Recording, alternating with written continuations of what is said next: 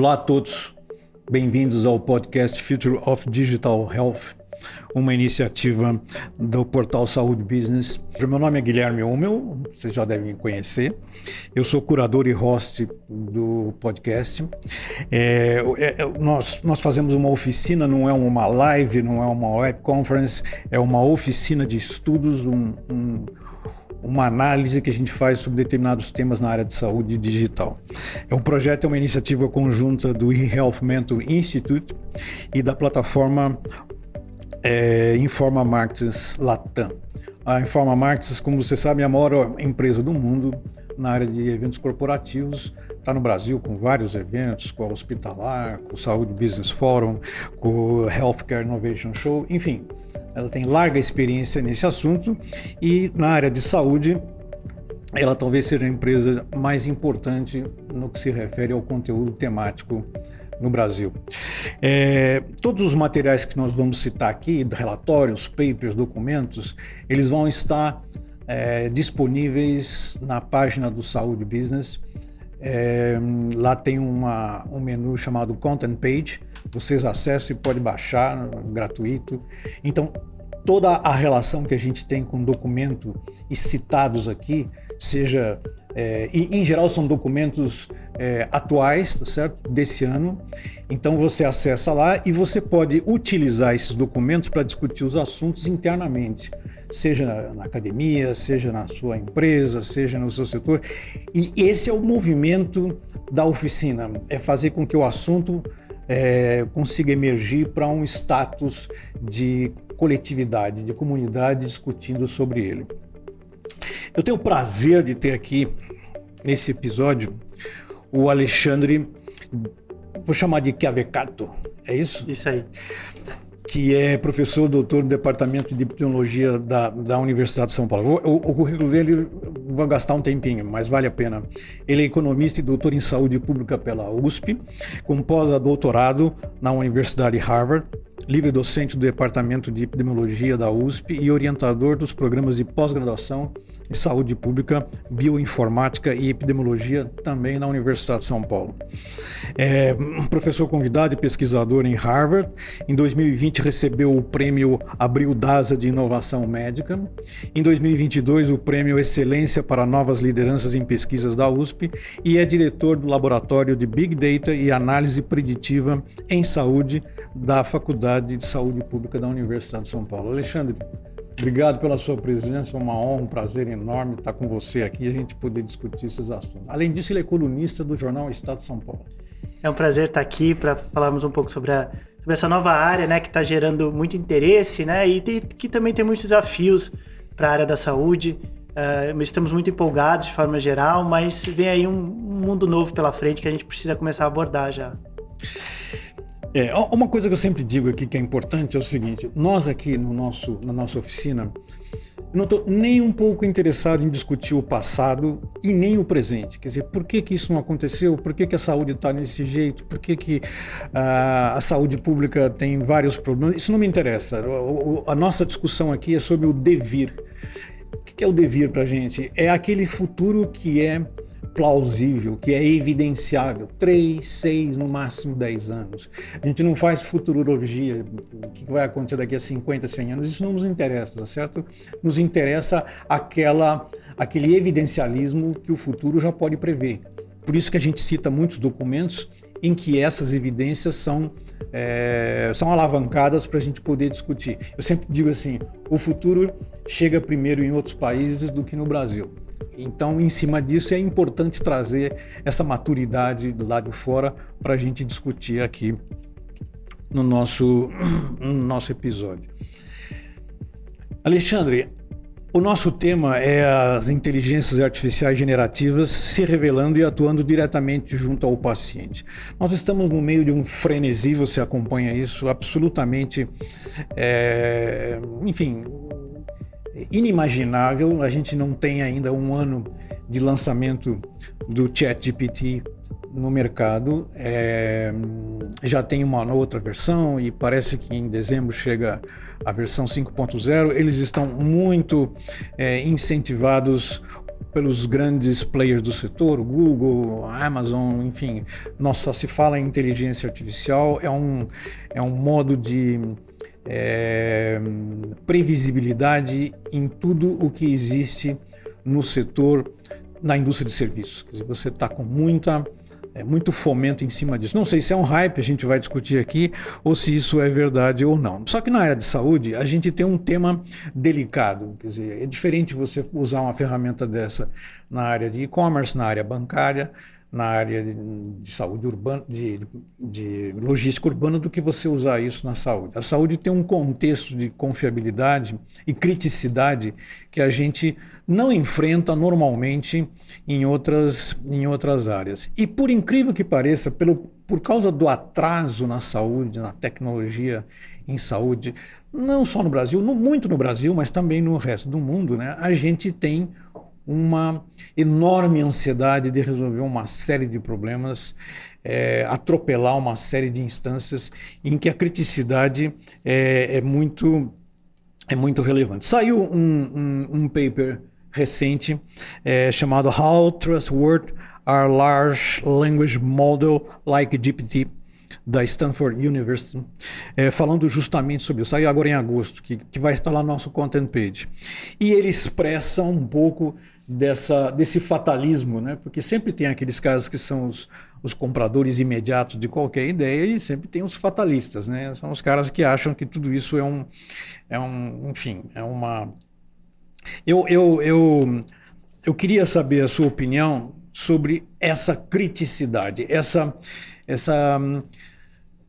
alavancagem que está sendo feita e principalmente está sendo impulsionada pelo usuário final, porque a grande novidade do OpenAI foi lançar isso diretamente na mão do consumidor final. Quer dizer, diferente de tudo e mais corajoso do que o próprio Google, ele lança isso diretamente. Então a usabilidade disso cresce em todas as fases. O que você acha que devem ser as proteções naturais para a gente usar uma tecnologia como essa, que tem um mega poder transformador, né?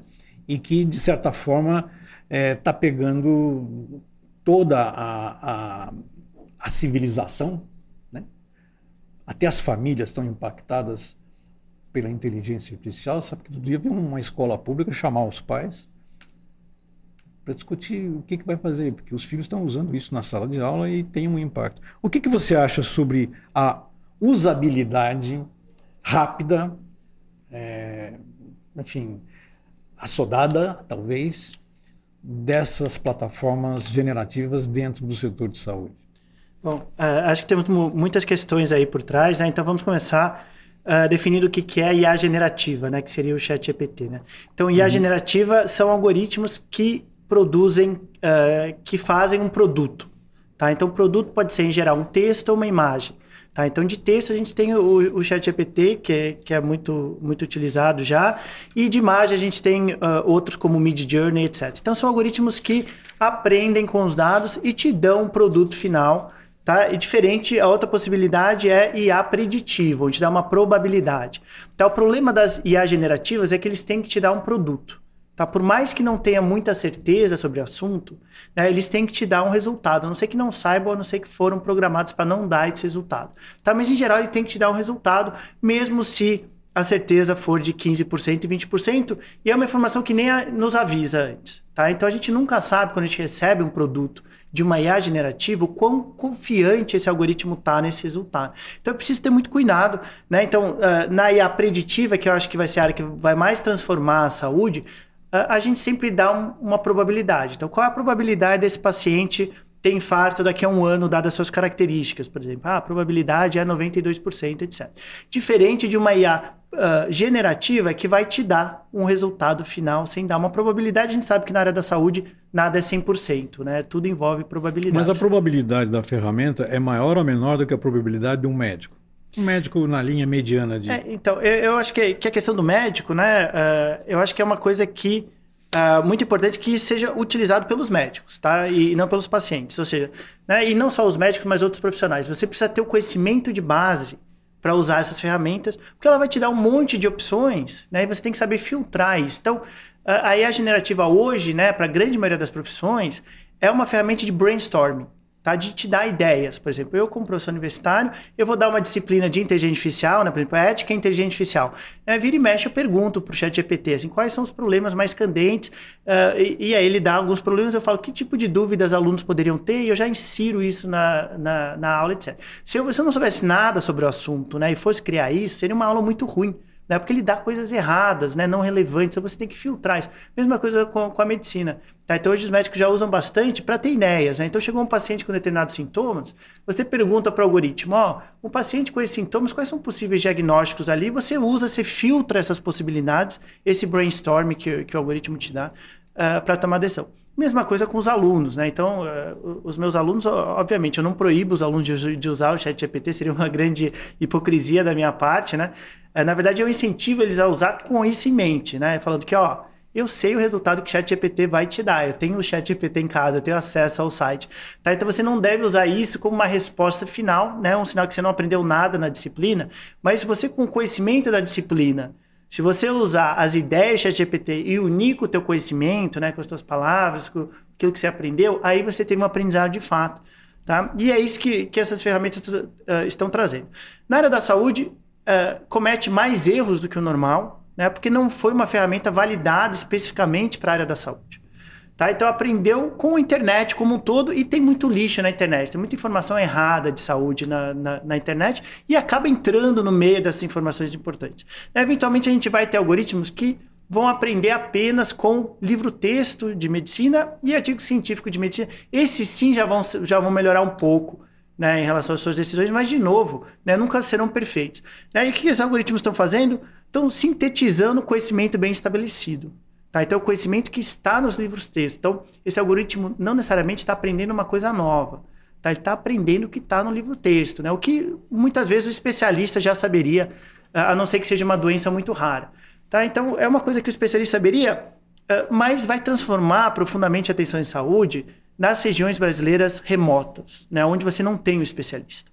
Tá? O médico de família, o médico da cidade, que tem que atuar como médico generalista, tem que fazer o papel de todos, ele vai ter lá um cardiologista, um pneumologista do lado dele, pronto para tirar qualquer dúvida que ele tenha. Então, ele não tem um cardiologista para encaminhar esse paciente, ele consegue ir lá e pedir, que naquela situação é o melhor que ele consegue mesmo, porque ele tem que tomar essa decisão de qualquer forma, agora ele vai ter um auxílio direto ali para essa tomada de decisão. Isso vai melhorar substancialmente a atenção à saúde.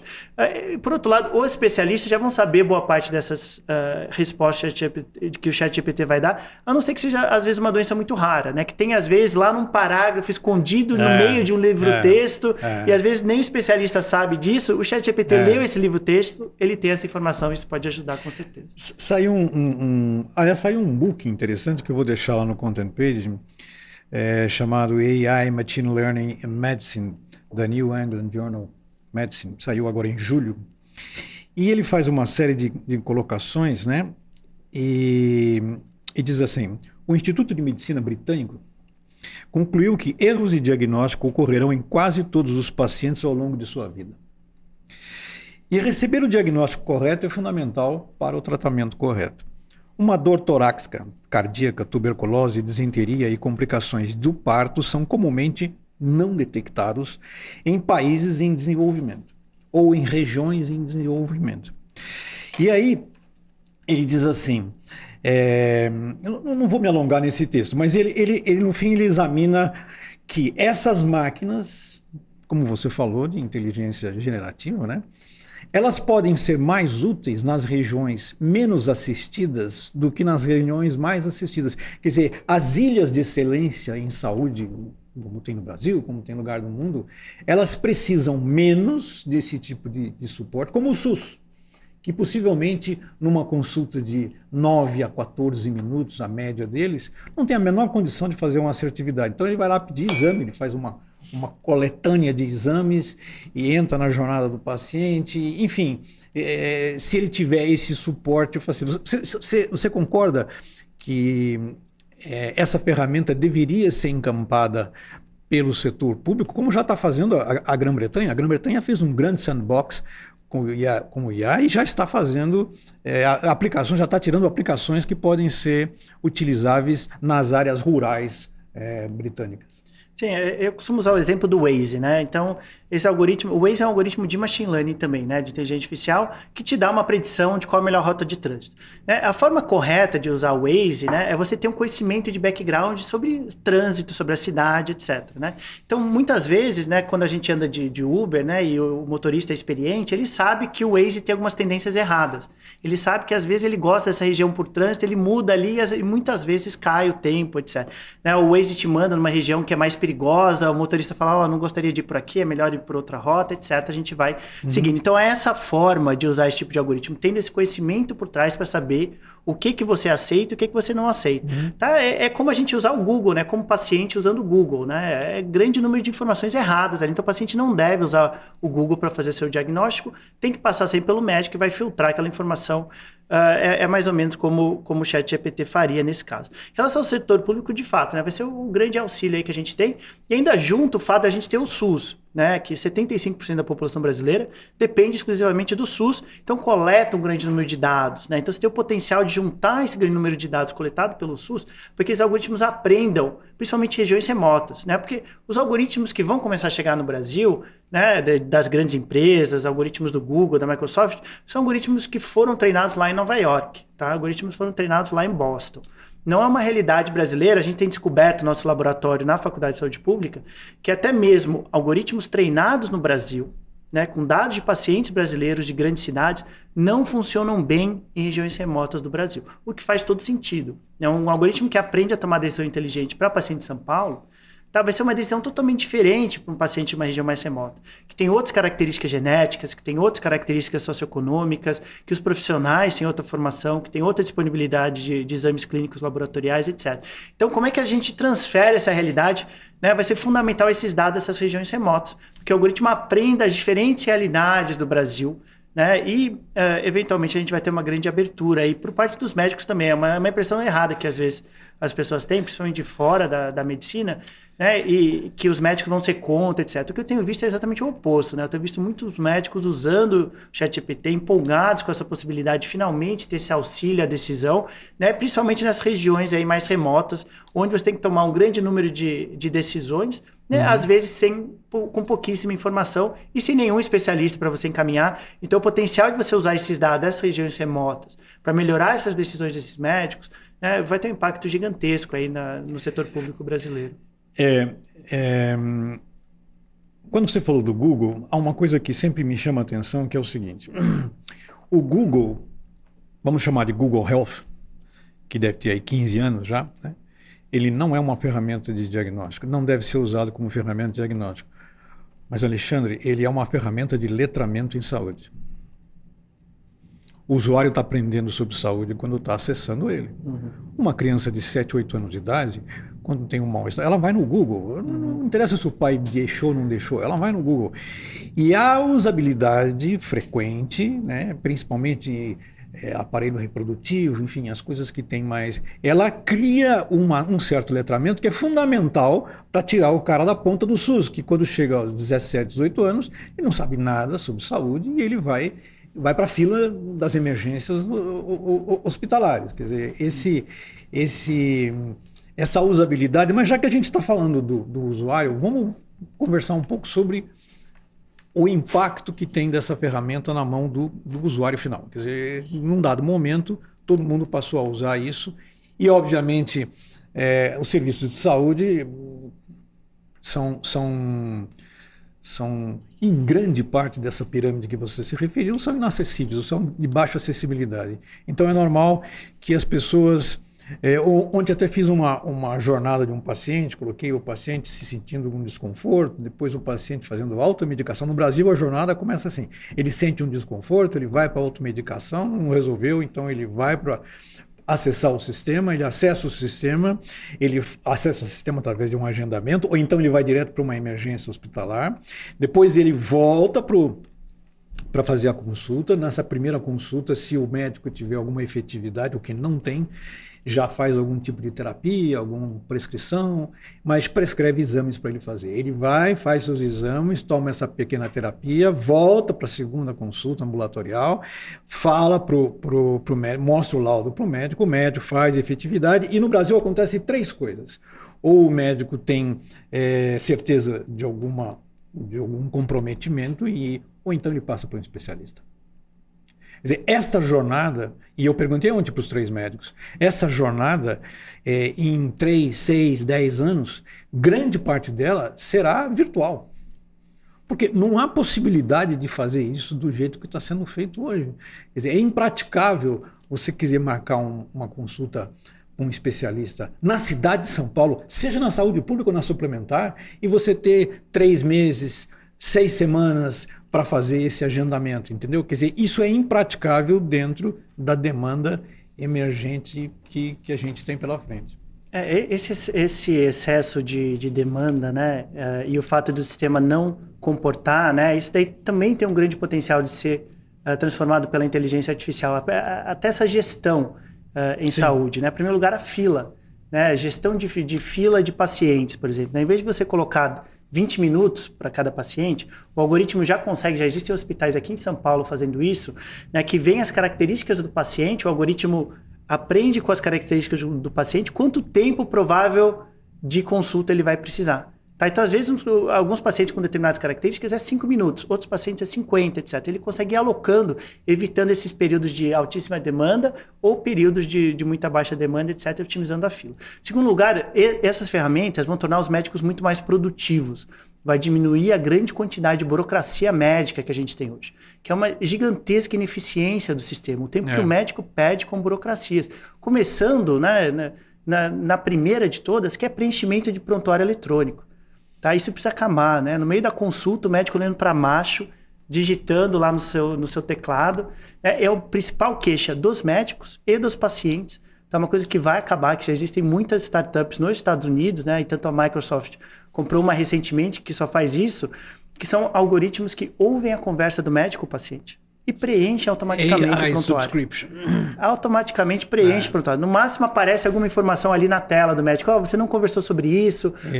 Né? Às vezes pergunte alguma coisa disso. Então, burocracia gigantesca. Principal queixa dos médicos na consulta hoje, principal queixa dos pacientes, vai acabar com a inteligência artificial. Então, isso vai tornar os médicos mais produtivos. Aquele tempo lá que você tem que ficar esperando para o médico ficar digitando o prontuário eletrônico, você acabou de ganhar 5 minutos numa consulta de 20 minutos, né? Às vezes até mais do que isso. Tá? Então você vai ter o potencial disso. A outra coisa é que ao mesmo tempo, né? Então, à medida que a gente vai diminuindo filas, diminuindo burocracias e melhorando a qualidade de diagnóstico e prognóstico, as pessoas vão começar a ir mais no médico.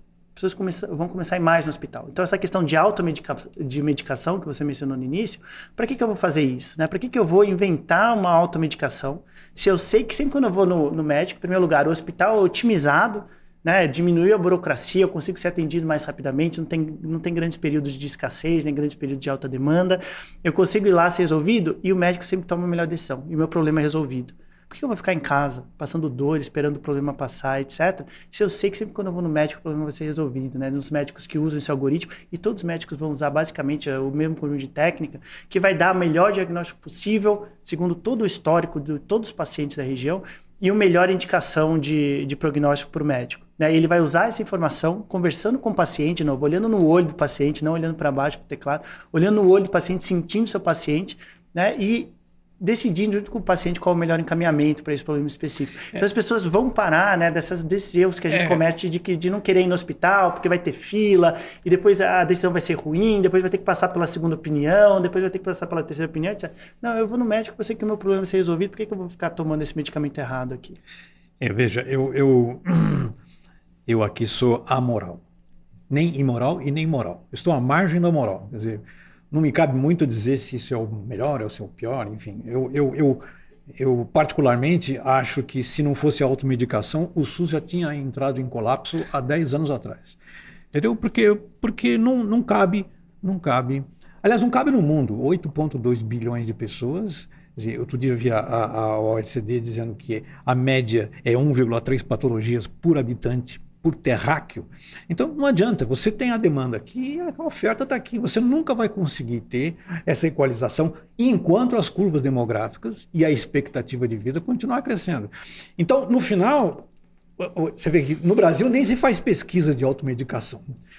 Por quê? Porque se você fizer uma pesquisa de automedicação, você automaticamente vai descobrir que o SUS, se você parar de tomar automedicação, o que eu acho que deve ter aí 15, 20% de nocividade para o paciente, mas também, por outro lado, é um caráter, eu sei que é politicamente incorreto falar isso, mas é um caráter de autossustentação, de autossobrevivência, você tomar o medicamento. E essa certeza que você se refere, de ir no médico e o médico dá a melhor propedêutica, enfim, qualquer coisa que seja nesse sentido para o paciente, eu gostaria de ter o seu otimismo. Eu não sei se isso vai acontecer nos próximos 20 anos, entendeu? Porque o déficit é muito grande, né? O médico tem, enfim, vários problemas. Eu acho no que você falou antes. Eu acho essa composição médico-máquina a melhor conjuntura para você reduzir os problemas de acesso clínico assistencial. Assim, a melhor decisão possível, né? A melhor decisão com base no histórico do tipo de pacientes que apareceram, né? Porque nunca é 100%, né? Aquilo que a gente estava falando no início, né? Não tem nada na saúde que é 100%. É uma área multifatorial, né? Que envolve tantos fatores, envolve tanto... Né? Eu costumo dizer que ninguém vai a óbito só porque se alimenta mal, né? Ninguém vai a óbito só porque é sedentário. É sempre uma interação complexa de muitos fatores, né? Fatores genéticos, socioeconômicos, demográficos. Então, nada é 100% na área da saúde, né? Mas esses algoritmos, principalmente esses preditivos, vão te dar uma probabilidade para o médico. Tá? E outra coisa, né? Outro motivo pelo qual o algoritmo não vai tomar decisão na área da saúde, né? Principalmente essas decisões de diagnóstico e prognóstico de paciente. Porque nunca é 100% na área da saúde. Mas quem toma decisão não é o algoritmo. Quem toma decisão é o usuário. Se o médico quiser, ele assume aquela. Ou então ele pode negar aquela decisão. Exatamente isso. Exatamente isso. Olha a Babylon. Olha a Babylon. Por que a Babylon quebrou? Porque davam 65%. E aí, o que você faz com 65%? É bom, é ruim? Vai, não vai? Exatamente. Então, isso daí precisa ser filtrado pelo médico, né? Por exemplo, 92%. Então, o médico tem a dúvida que esse paciente tem alguma doença específica, né? Ele vai lá e vai pedir dentro do prontuário eletrônico qual é a probabilidade de um paciente com essas características, dado o histórico de pacientes que veio aqui nesse hospital, nessa cidade, ter essa doença que ele está desconfiado. Aí o algoritmo vai lá, vai analisar e vai falar, um paciente com essas características, por exemplo, tem 85% de probabilidade de ter essa doença, etc. E aí o médico vai filtrar essa informação, né, e vai tomar sua decisão a partir daí. Que não é uma grande mudança na rotina, né? Então vai ter vão aparecer grandes mudanças na rotina, principalmente em relação às burocracias que a gente mencionou. Mas isso daí não é uma grande mudança na rotina do médico, porque ele já recebia muitas informações para auxiliar no seu diagnóstico. A grande diferença é que nunca recebeu nada que unifique todas essas informações. Então, o resultado do exame, o resultado de sinais vitais, o resultado de sintomas, o resultado de medicamentos, tudo isso vai ser juntado por esse algoritmo, né, que vai te dar aquilo que o médico gostaria de ter no fundo. Quando ele recebe todos esses dados, ele gostaria de dizer o quê? Não, eu quero saber qual que é a doença que esse paciente tem. Eu quero saber se eu receitar esse remédio, qual é a probabilidade desse paciente resolver esse problema ou retomar no hospital daqui a uma semana, etc. Então, isso que ele gostaria de saber. Isso que a inteligência artificial vai trazer. Tá? E o nosso objetivo no desenvolvimento dessas pesquisas é, de fato, não alterar a rotina já do hospital.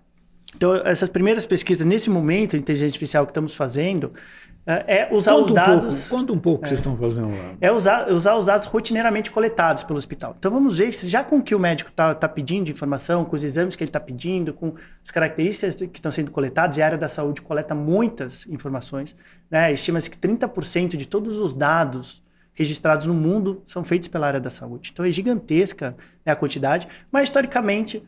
Os hospitais, as clínicas mantêm esses dados, né, num servidor registrado no canto, etc., mas nunca usam. Da vida, né? Mas nunca usam para tirar a informação relevante, né, para auxiliar no diagnóstico e prognóstico de pacientes. É exatamente isso que vão trazer. Então, o objetivo do nosso laboratório é exatamente tentar resolver os problemas técnicos que vão aparecer, tá? Porque atualmente o Brasil não está pronto ainda para ser transformado profundamente por inteligência artificial na área da saúde. A inteligência artificial já transformou nosso dia a dia, né, em todas as áreas. Né? Então, rede social hoje, né, você entra numa rede social, é um algoritmo de machine learning que está te orientando o que você quer ver, o que você quer ler. O que aparece primeiro ali é o algoritmo de inteligência artificial. tá? Que aprendeu com os teus cliques, né? A saber o que você teria interesse, etc. Né? Aí você vai trabalhar, você pega o Waze, né? O Waze é um algoritmo de machine learning que está predizendo o caminho, né? Aí você procura alguma coisa no Google, é um algoritmo de machine learning que está predizendo, sabe? Aí você vai almoçar, você passa o cartão, algoritmo de machine learning que liberou esse cartão, etc. Então, o nosso dia já é guiado, já é orientado por algoritmos de machine learning, mas, igual você chegou a mencionar no início, Guilherme, por que não transformou a área da saúde? Porque a área da saúde é muito mais consequente, tá? A gente tem que ter muito mais cuidado na hora de colocar esses algoritmos em prática, né, do que o Instagram tem para colocar o algoritmo para predizer qual é o teu melhor amigo, né? É muito mais grave você errar um diagnóstico de um paciente do que você errar qual meme a pessoa quer ler hoje de manhã. Tá? Então, precisa ter muito cuidado e o nosso laboratório é bastante ciente disso, né? Que quando a gente colocar os algoritmos em prática, vai ser porque esses algoritmos já estão na sua melhor forma possível. Tá? E uma das grandes ideias erradas que às vezes as pessoas têm, que as pessoas acham que inteligência artificial é uma coisa finalizada, né? Uma entidade ali que já está pronta e que se erra aqui é sinal que ela não consegue fazer isso jamais, né? Quando na verdade, né, é um empreendimento humano. Uma jornada. Tá? É um trabalho humano de ajuste e desenvolvimento desses algoritmos, né? E tudo feito por humanos. Tá? Então é uma área que está muito no início. Tá, ainda muitos algoritmos ainda vão aparecer, muitas novas técnicas, né? O ChatGPT é a versão 1.0, tá, de algoritmo conversacional, de fato que funciona, é o primeiro que funciona. Então a gente está super na pré-história ainda da inteligência artificial, né? Então não estamos prontos exatamente por isso, né? Mas a boa notícia é, à medida que o Instagram vai errando ali quem é o teu melhor amigo, o que você quer ler, o que você curte, etc, que você clica, eles vão aprendendo muitas coisas importantes sobre predição. Tá? E isso acaba transbordando em outras áreas. Tá? Eles acabam publicando um novo algoritmo, eles acabam publicando um novo artigo e a gente da área da saúde vai vendo isso e vai testando com dados de saúde. Tá? E o que a gente tem descoberto até hoje que são os mesmos algoritmos que funcionam para o Instagram, que funcionam para o Waze, que funcionam para o Netflix, são os mesmos conjuntos de técnicas que funcionam na área da saúde. Isso é surpreendente para mim. São os mesmos conjuntos de técnicas, os mesmos algoritmos que tomam decisões inteligentes nessas outras áreas, são os que tomam decisões inteligentes na área da saúde. Então, a primeira descoberta é essa. A primeira descoberta é essa, principalmente no Brasil, né? A gente usa dados brasileiros no laboratório. Então, esse é o primeiro desafio. E aí a gente tem um grande... Então, depois que a gente descobre, né, e tem descoberto, a gente tem publicado muitos artigos sobre isso, mostrando que esses algoritmos funcionam, né, na teoria, nos nossos computadores, a gente vai ter que passar para a inteligência artificial 2.0 em saúde, que é fazer estudo clínico randomizado de algoritmos de inteligência artificial, onde a gente vai sortear alguns médicos para receber esse auxílio, e sortear outros médicos para não receber e ver como a evolução clínica dos dois grupos de pacientes muda entre os médicos que têm esse auxílio e não têm esse auxílio. Tá? Eu acho que a gente tem que tratar como medicamento. Tá? Mas aí vou pegar esse ponto. E aí você faz isso. E você descobre uma diferença, enfim, você descobre a melhor assertividade dos dois lados. E o que você faz? Daí a gente libera o uso desse algoritmo. Tá? Então aí seria como se fosse um medicamento. Né? Você passa a haver uma associação causal, né? Um efeito causal desse algoritmo no prognóstico dos pacientes. Você conhece aquele Eric Topol? Sim, né? sim. Ele publicou agora em agosto, um estudo randomizado de estudos publicados e deu aí 82% de assertividade do desfecho com a utilização do chat ou de qualquer uma dessas ferramentas, né? E ele ficou surpreso. Eu fiquei também, mas ele ficou surpreso de achar esse grau de assertividade. Eu achei alto também, principalmente por esse momento da inteligência artificial, né, que a gente ainda está na pré-história, os algoritmos ainda têm muito a melhorar ainda, e já estão tendo esse resultado, tá? Mas, de novo, a gente precisa ter cuidado, né, de não acelerar muito esse uso, tá? Porque, assim, esses algoritmos ainda vão melhorar bastante, tá? Então, esse é o primeiro desafio, né, que é ver se os algoritmos funcionam. Em geral, tudo indica que eles funcionam na área da saúde, assim como funcionam em todas as outras áreas. Eles conseguem entender, a partir dos dados, né, decisões muito mais complexas do que, às vezes, nosso cérebro humano consegue. Tá? E não deixa passar nenhuma nuance, não tem problema de memória. Então, eles conseguem entender, né, relações muito mais complexas e manter esse nível de decisão para o futuro. Então, essa é a primeira coisa. Funciona, em geral, né, a nossa ideia é que hoje funciona. Mas a área da saúde tem muitos outros desafios técnicos por trás. Então, o objetivo do nosso laboratório é tentar resolver esses problemas técnicos antes do Brasil estar pronto para colocar esses algoritmos na prática. Dá um exemplo de um problema técnico. Sim. Por exemplo, né, a questão de um algoritmo desenvolvido em São Paulo. Eu quero colocar esse algoritmo para tomar decisões inteligentes. Ele está funcionando em São Paulo, já mostrei que ele está tomando decisões em São Paulo. Eu quero botar esse algoritmo para tomar decisões para esse mesmo tipo de problema no interior do Tocantins. Tá? E provavelmente não vai ser o mesmo conjunto de técnicas que vai tomar decisões inteligentes no interior do Tocantins, porque as características dos pacientes e dos profissionais são muito diferentes. Essa franja é muito grande. A gente tem descoberto que é muito grande. Placentários, quer dizer, tem uma franja tão grande assim. A gente tem descoberto que é muito grande. Se fosse um problema de pele, eu até acharia que teria sentido. Na verdade, eu diria que é o oposto, porque problemas de imagem, né, aquela imagem acabou.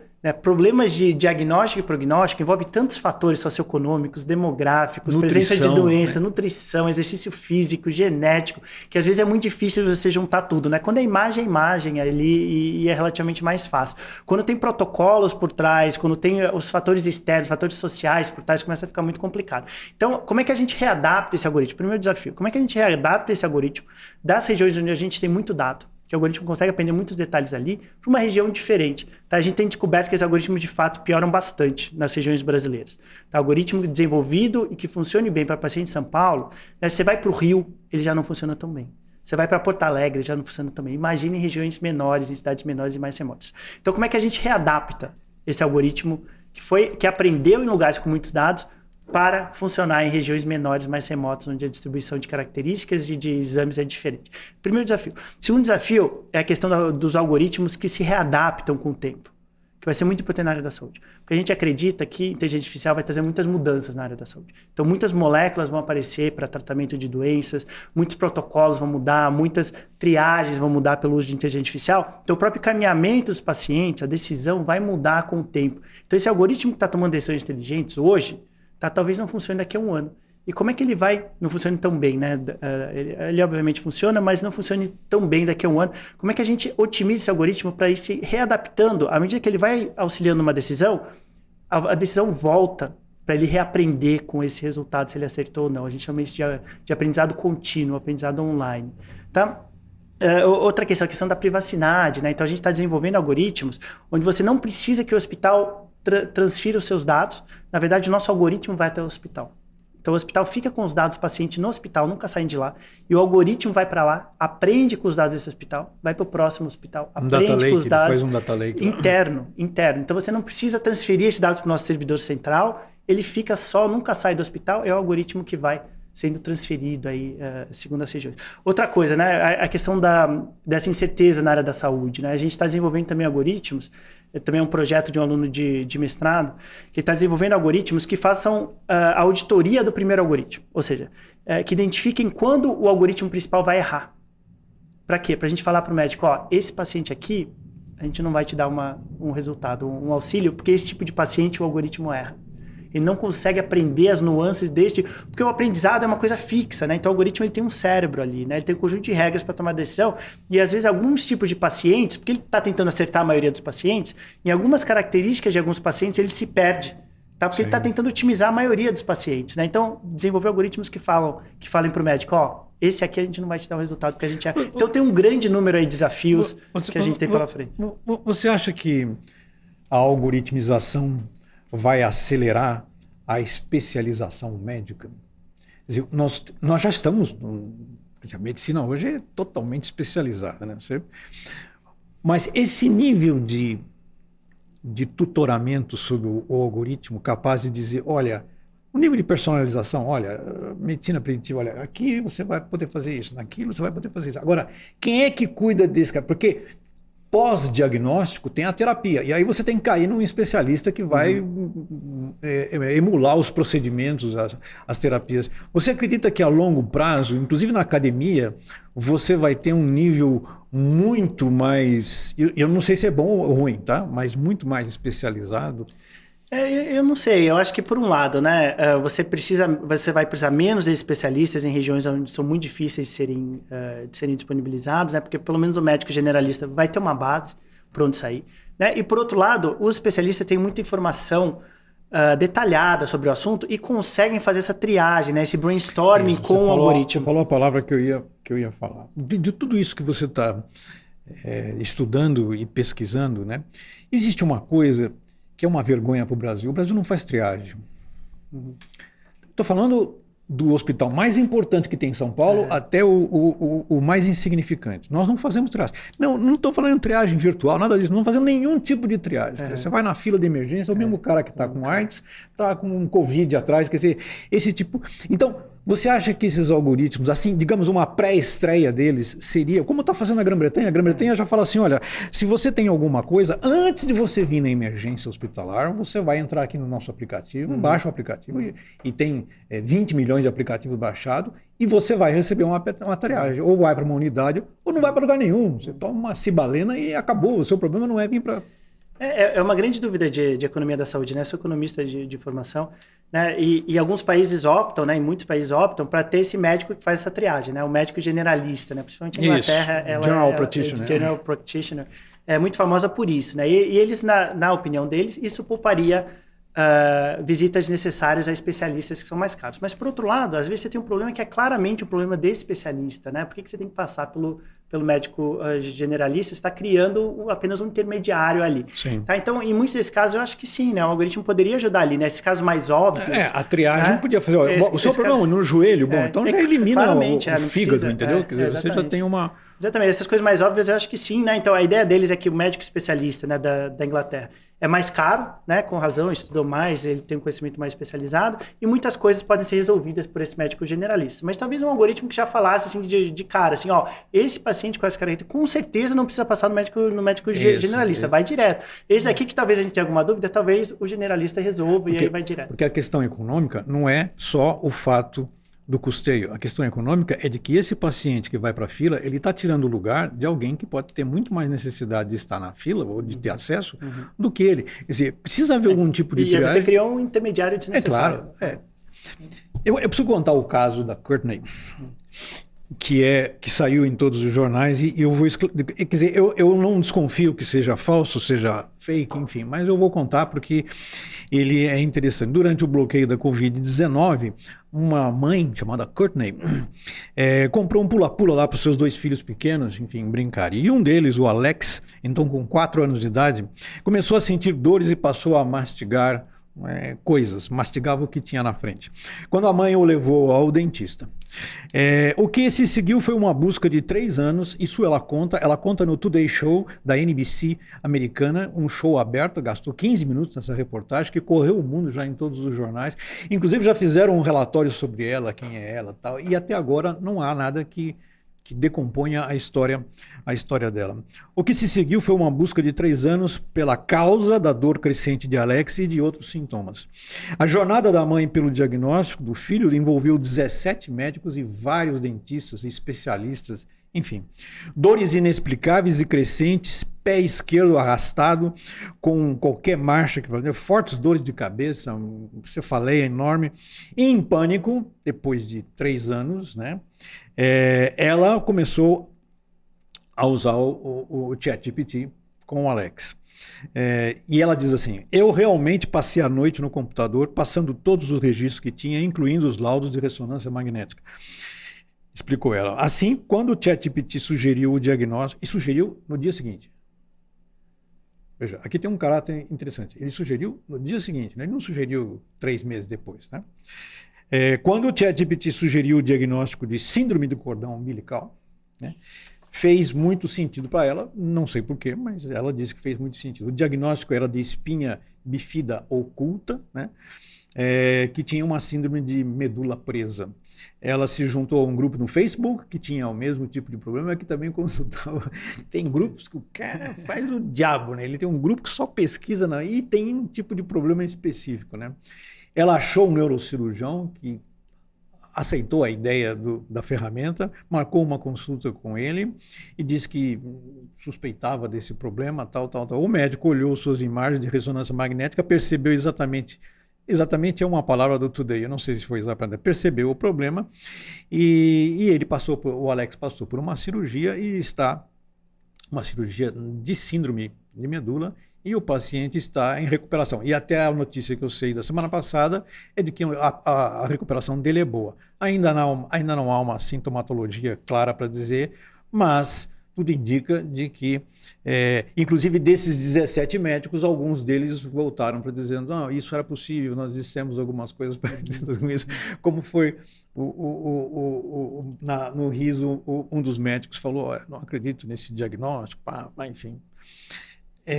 Esse é um exemplo do uso do chat para uma... E deve estar cheio, né?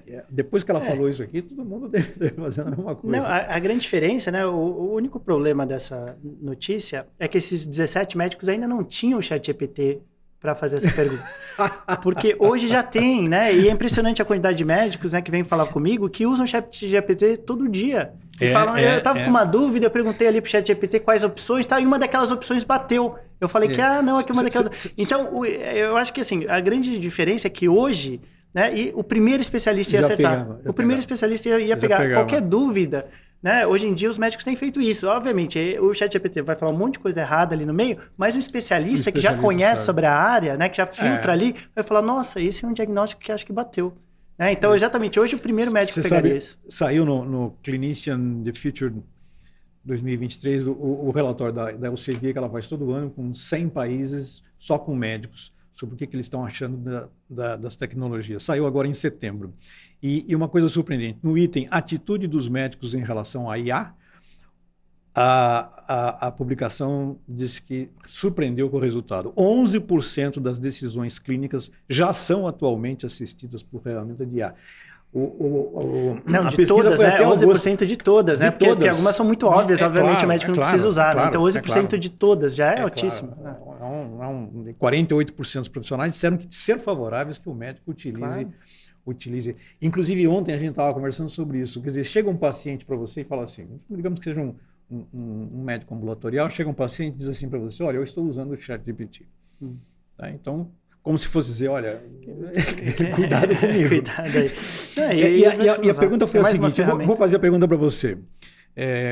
Qual seria a atitude do médico? Dizer, eu também uso, vamos usar em conjunto? Ou dizer, não? Eu acho que eventualmente ele vai ter já no prontuário eletrônico ali. Tá? Qualquer dúvida que ele tenha, ele vai conseguir avisar o prontuário eletrônico, estou com uma dúvida disso aqui. Baseado no histórico dos pacientes que costumam vir aqui, né? Um paciente que nem isso, será que tem essa doença mesmo ou será que tem alguma outra? E o algoritmo ele vai te dar ali na hora, né? Vai ser uma ferramenta como outras, né? Eu acho que o médico ele vai poder até poder escolher se ele vai criar automaticamente ali na tela, né? Então, conversando com o paciente fala, eu tô com essa dor, eu tenho esse sintoma, etc. Né? E o médico vai poder escolher se ele já quer que o algoritmo ouça essa conversa, né? E já fique dando possibilidades ali, que é mais ou menos o que tem hoje na radiologia já, né? Então, os médicos radiologistas, muitos softwares já falam que, parece que tem uma coisa estranha aqui, isso aqui não é normal, olha um pouco para isso, etc. Então, o médico vai poder ter esses auxílios, né? E vai filtrar essa informação e vai tomar essa decisão. Deixa eu avançar aqui um pouquinho. Alexandre, você também é professor. Né? E eu diria que um dos maiores problemas no mundo hoje é o professor. Quer dizer, mesmo que ele vá aderir, ele não sabe como aderir, ele não sabe o que fazer. Canso de ver. A minha irmã é filósofa, professora de estudos acadêmicos sobre isso, nessa área, e também está perdida. Quer dizer, o que eu faço com os alunos que levam lá o ChatGPT para a sala de aula? Quer dizer, eu impeço de usar, eu deixo usar, e se eu vou usar com eles, como é que eu vou usar com eles? Quer dizer, há uma enorme síndrome aqui de o que fazer na educação diante dessa coisa, dessa hermenêutica de como é que eu vou conseguir pular esse perfil. A minha pergunta para você é simples. O que muda na educação? Então, havia muito essa preocupação também quando apareceu o Wikipedia. Né? Que os professores agora estão perguntando, os alunos só olham online, nem prestam atenção na aula, etc. O que isso daí fez? Fez os professores perguntarem coisas mais interessantes, mais elaboradas, do que ano foi a guerra, não sei o quê. Isso daí eram os trabalhos de casa, era isso. Aí o aluno tinha que ir lá na biblioteca, procurar tal, essa informação. E aí os professores começaram a fazer perguntas mais difíceis, mais interessantes. Tá? A mesma coisa com o ChatGPT agora, né? Então, o aluno vai lá e pode colocar ali a pergunta que o professor deu, né? Mas o professor, obviamente, tem que saber filtrar isso, né? O que eu falo bastante para os alunos, pode usar, óbvio, né? Vocês podem usar o Wikipedia, vocês podem usar o Google, vocês podem usar o ChatGPT, o que vocês quiserem. Vocês não podem só fazer um Ctrl-Copy e Ctrl-V, né? Vocês têm que absorver essa informação e, baseado naquilo que a gente viu durante a aula, chegar a uma conclusão, meio termo, mas pode, obviamente, se inspirar com os resultados do ChatGPT, etc. Né, eu costumo dizer, né?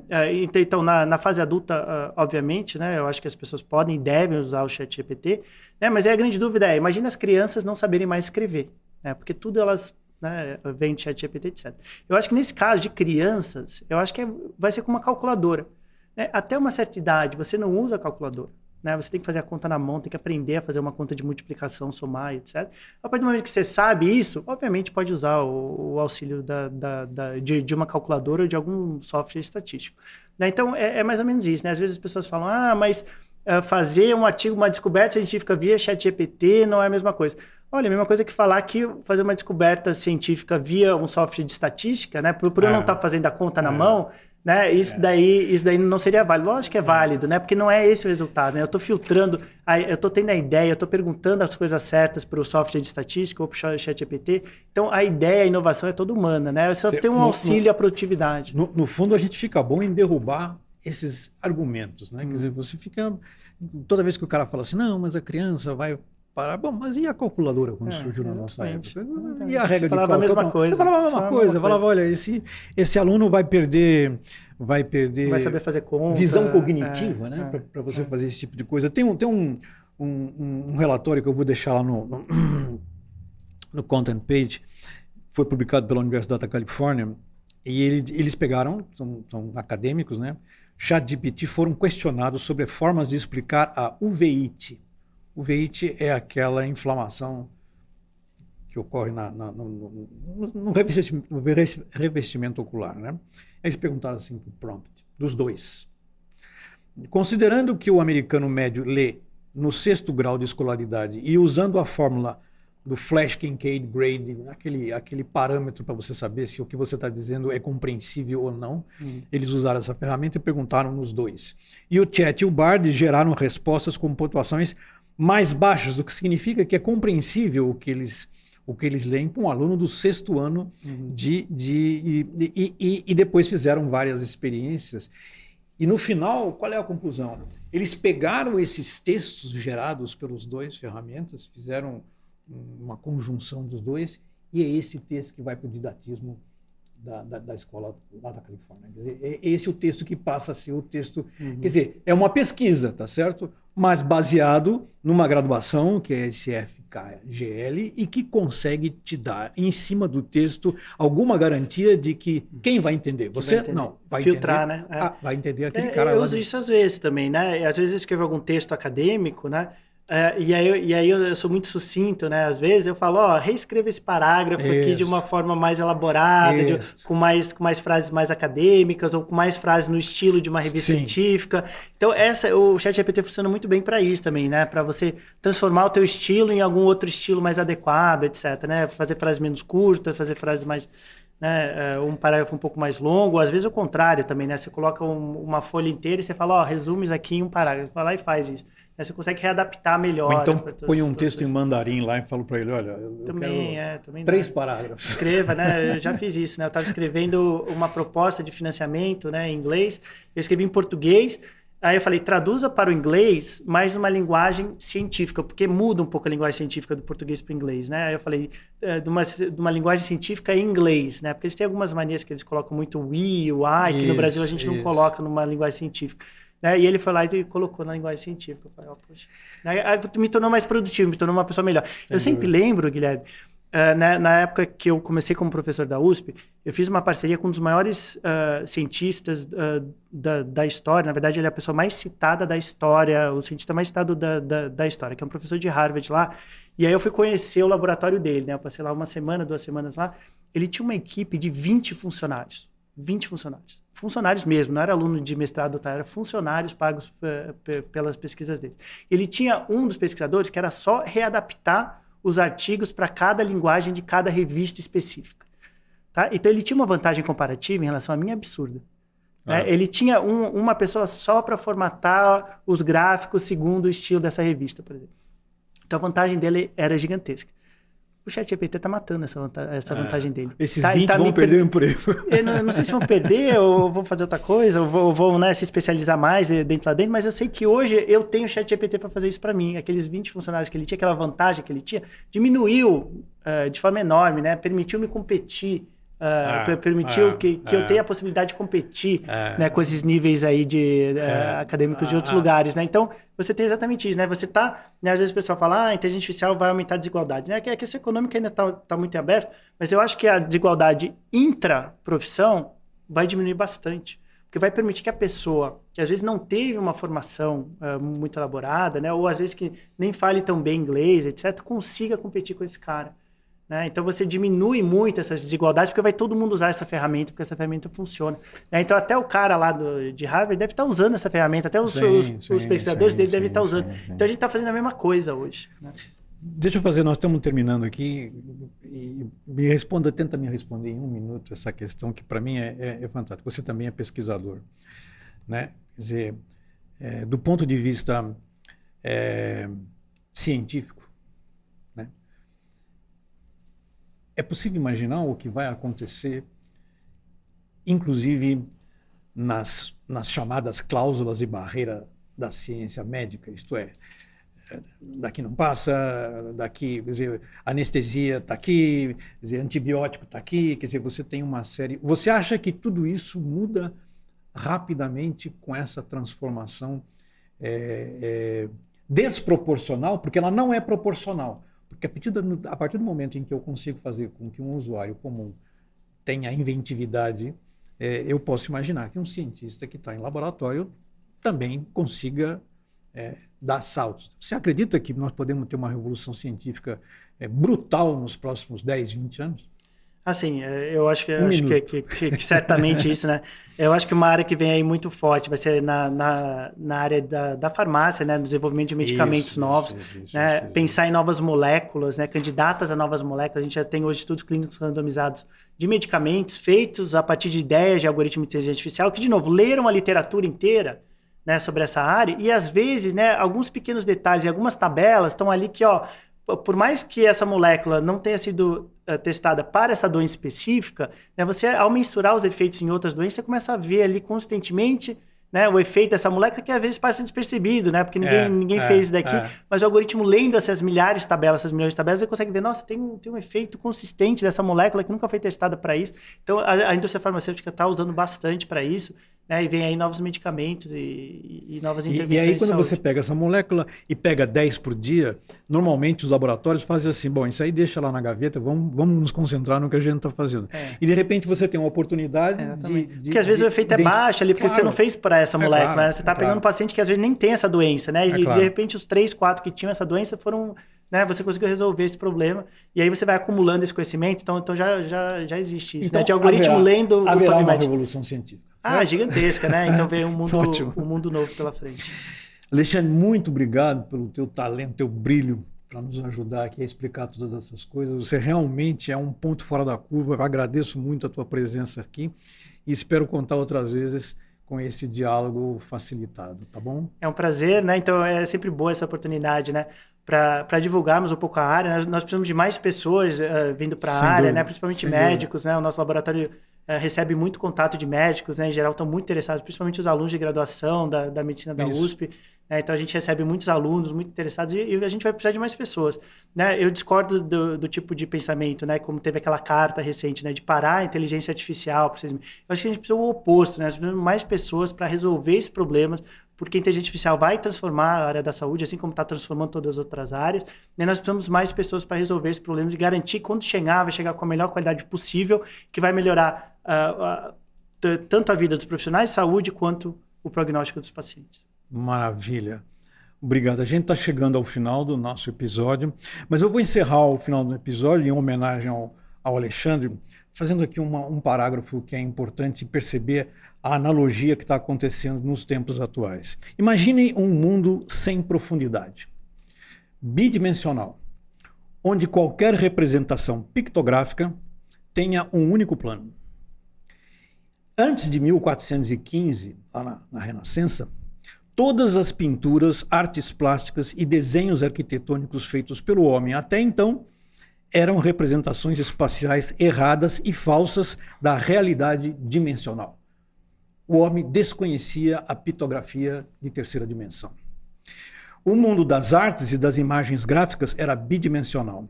O senso de profundidade não representava o mundo de uma forma realística e tridimensional. Um arquiteto florentino chamado Felipe Brunelleschi mudou tudo. Obcecado pela ideia de descobrir regras tridimensionais geométricas, mostrou a todos o seu conceito inovador de perspectiva linear que nós aprendemos lá no colegial. A vida humana, e veja bem, ele inventou, ele não descobriu. Descobrir é quando você tira a cobertura, você descobre. Ele não, ele inventou, ele tirou do nada a perspectiva linear, as linhas de fuga, tudo isso aí. Ele mudou tudo, obcecado pela ideia de descobrir regras tridimensionais geométricas, mostrou a todos o seu conceito inovador de perspectiva linear. A vida humana e principalmente as artes plásticas nunca mais seriam as mesmas. Brunelleschi introduziu uma maneira de representar o mundo de forma tridimensional em uma superfície bidimensional. Pega todas as telas artísticas e todos os desenhos de arquitetura de 1415 para trás, você vai ver tudo bidimensional. A inovação desse jovem arquiteto transformou a maneira como as pessoas passaram a vislumbrar a pintura e as artes. Inclusive, supõe-se que se não fosse Brunelleschi, não haveria dado o valor consagrado a Leonardo da Vinci, a Rafael, a todos esses grandes pintores. No fundo, o que ele fez? Ele mudou com a sua técnica o paradigma estilístico e o empoderamento individual. Qualquer uma criança de 7 anos de idade, a partir dos conhecimentos dele, podia desenhar uma perspectiva tridimensional. E a gente supõe que esse empoderamento individual vai ser proporcionado, que foi proporcionado por ele, vai ser proporcionado pelas inteligências generativas, fazendo com que cada um de nós tenha muito mais capacidade para desenvolver o nosso poder cognitivo e a nossa prestação de serviços em saúde. Obrigado a todos e até a próxima.